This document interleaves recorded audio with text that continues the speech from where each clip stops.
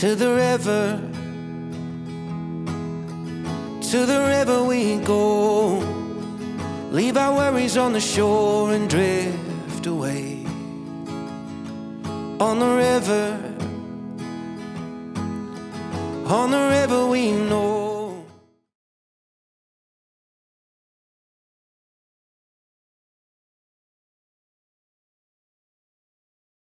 So bull trout are the native trout species here in the Red Deer River watershed, and you'll find them in the upper reaches where we are today. The Red Deer River is so unique in how it starts with this cold water, rocky sort of river up in the headwaters, and how it changes to that slow meandering muddy river through Drumheller. And up here where we are, we have this native bull trout population. Unfortunately, Alberta's bull trout are considered threatened, and so we're working with partners to help recover them.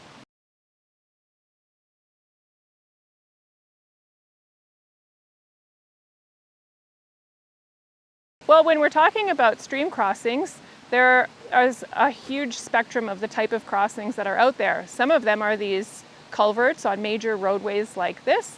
Some might be fords or just low-level crossings on off-highway vehicle trails, for example. Both can cause impacts, whether it's fragmentation or sedimentation, so that mud and sediment run off into the creek. And both are really important, and we want information on them. So what people can do is use an app that's available to anybody. It's called the Alberta Watercourse Crossing Inventory app, and you can download that on your smartphone, and you can carry out your own assessments at any of these crossings throughout the province. And all of that information feeds into a central database that people like Trout Unlimited Canada and provincial government and other agencies have access to help prioritize restoration opportunities. So the scope of the problem is massive throughout the whole province, across Canada and North America, in fact. So it's really important to prioritize where these restorations occur so that they, are more strategic and have the biggest impact. Logan Creek, where we're sitting today, was identified as a very high priority to address. In 2017, we sampled this creek as part of a broader sampling program in the upper Red Deer River, looking at bull trout and where they're fragmented by these culverts. And we found bull trout below the culvert and no fish upstream. So it's one of the higher priority areas because there is great habitat available upstream. They just can't get to it.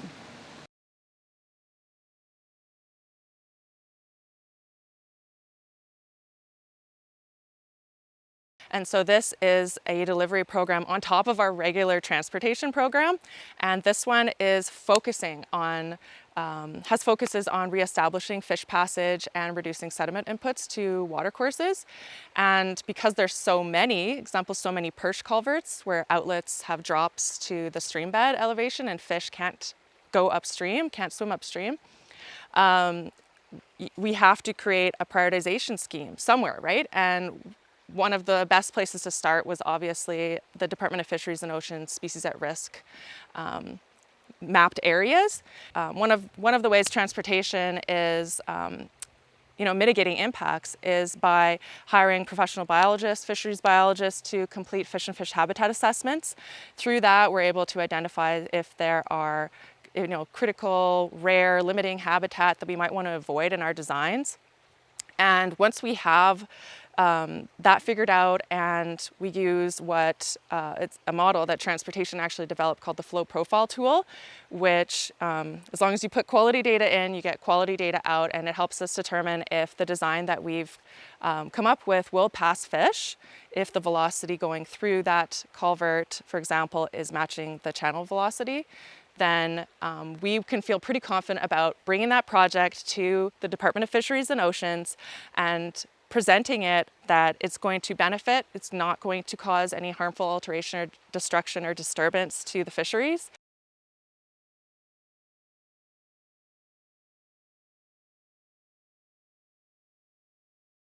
The bull trout are struggling here. It's not healthy at this point. Mostly a temperature, the presence of brook trout, and fragmentation. You look at the culvert upstream here, there's a huge barrier. They can't move upstream, they can't move to their spawning grounds, so how are they going to reproduce and recolonize the stream? As for the rest of the watershed, it really depends which tributary you're in and what section.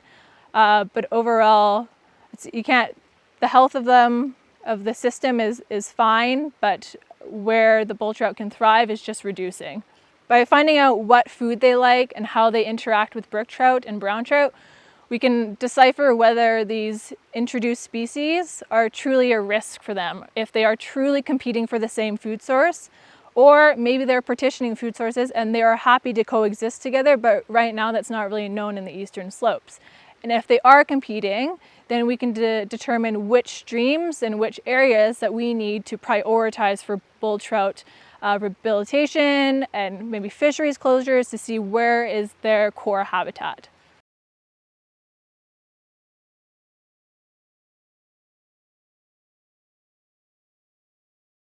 It happens that we have 244 monitoring sites that are found within our study. So we've got up to 5 years of data collected already. So we have 5 full years of summertime water temperature data, usually starting in May, going to October. So and with those water temperature loggers, they take a water temperature reading every hour on the hour, and it's the max and min throughout that hour. So that's what the model's built on, is actual real water temperature data, not modeled off of air temperature or anything else. So it's fairly new to the province of Alberta, but in northwestern US, they've been the Norwest model. They've been using that for a few years.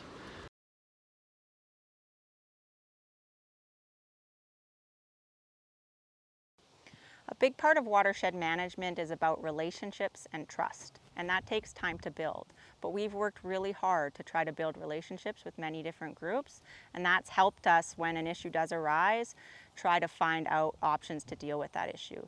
It's not always perfect, right? It's always an ongoing challenge within watershed management, but we really value partnerships, and we really value people coming to the table to work together. I truly think that's how we're going to address these issues. Part of our role as the Watershed Alliance is to help connect the dots between issues. So while we're here today to talk about native trout recovery with our partners, we recognize that that conversation is interlinked with other watershed conversations. Questions like, how do we ensure safe, secure drinking water supplies for our communities? How might we ensure reliable, quality water supplies for various sectors? These are interlinked conversations, and how we manage the upper and lower regions of the Red Deer River watershed will play a major role in how we address those challenges.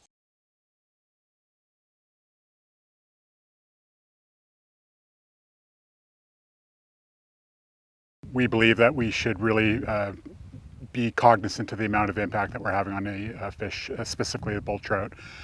So as anglers, we should be cognizant that when we go out fishing during hot weather, times of low water flow, actually excessive handling times, fishing with treble hooks, all those actually have impacts on the survivability of the fish. So anything that anglers can do to minimize that, it helps the bull trout out.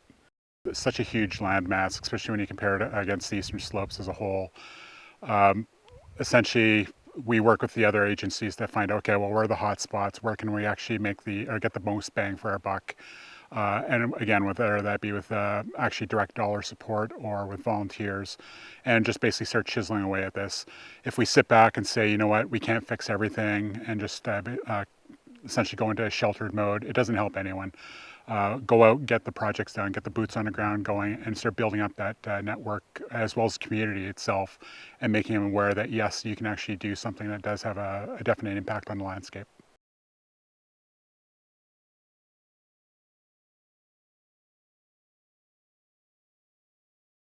So as a motorized community, we need good trails.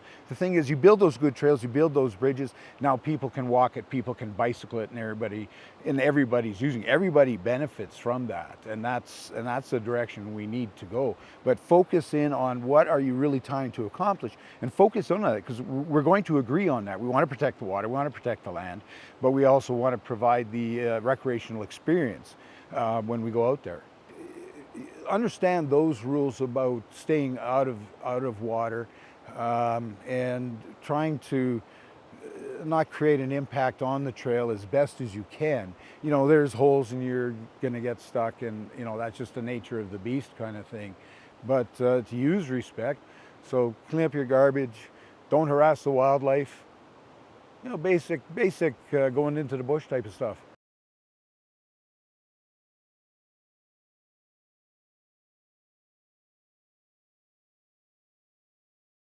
Humans are part of the landscape. We use the landscape, we recreate, there are forestry, oil and gas. You know, we're out here and we have these road networks and we have infrastructure. And it's great because it allows us to do human things. But we have to recognize that what we do on the landscape has an impact on the watersheds and specifically on those streams and the animals that live in the water.